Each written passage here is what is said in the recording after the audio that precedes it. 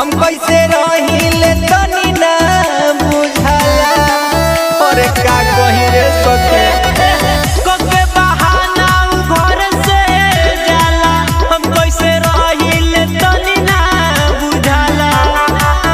चोली रोजे खोलेला मैं खाना में, चोली रोजे खोलेला मैं खाना में। जिला अरवल के रंडी खाना में रोज जाले भतारे रंडी खाना में। जाले भतारे Music by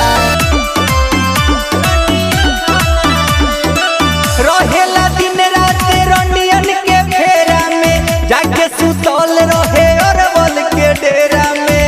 बड़ा जुल्म कइले बारे सखी।